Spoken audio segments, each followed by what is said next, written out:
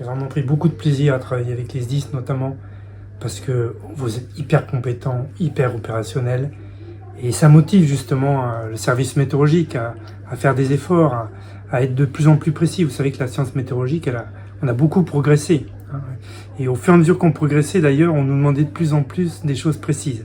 Et je trouve que voilà, on y arrive, mais on a encore des efforts. Vous voyez, sur les orages, on a des incertitudes, mais vraiment la coopération avec les SDIS en général, vos compétences, c'était très motivant pour moi en tout cas.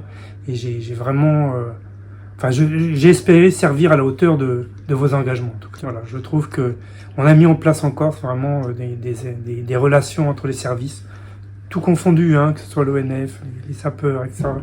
Même la sécurité civile, les SIDPC, il y a vraiment une cohésion et un échange très facilité qui fait que justement, je trouve que ces échanges ils sont enrichissants. Voilà, la voie est ouverte, mon successeur, hein, il fera largement aussi bien que moi. Hein, on est tous formés de la même façon à Météo France, on a tous les mêmes compétences. Et vous savez, il y a quelque chose qui me tient à cœur, c'est que on appelle ça système d'alerte précoce. C'est-à-dire dans un climat, vous voyez bien, un peu plus contrasté, qui amène des événements pluvieux intenses, et puis après des sécheresses, il est important qu'il y ait des services météorologiques qui viennent conseiller justement les acteurs de la sécurité civile sur tout ce qui est météo dépendant. Et donc ces systèmes d'alerte précoce, c'est la vigilance, c'est aussi les relations que vous avez avec nous. Et le système d'alerte précoce, il dit, enfin en tout cas pour nous, il ne s'agit pas de prévoir le temps, il s'agit plutôt maintenant de prévoir ce que va faire le temps. Voilà. Dire que par exemple il va pleuvoir 50 mm, c'est bien, mais on s'approche nous pour essayer de comprendre vos problématiques, comprendre les vulnérabilités du territoire pour que ce qu'on va dire soit au plus près de ça, au plus près de vos préoccupations.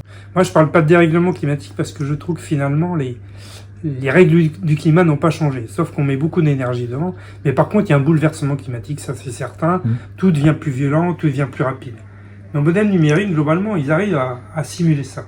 Mais voilà, encore une fois, il va falloir qu'on soit précis, justement, parce que peut-être qu'on n'est pas habitué à la violence des événements. Et donc, on va faire, en tout cas, le but de Météo France, et particulièrement le Centre météorologique de Corse sur ce territoire-là, c'est de faire du conseil. C'est justement, voilà, aider le mieux possible sur les activités météo dépendantes, et pour le grand public, mais aussi pour les acteurs de la sécurité civile, aider le plus possible pour les bonnes décisions.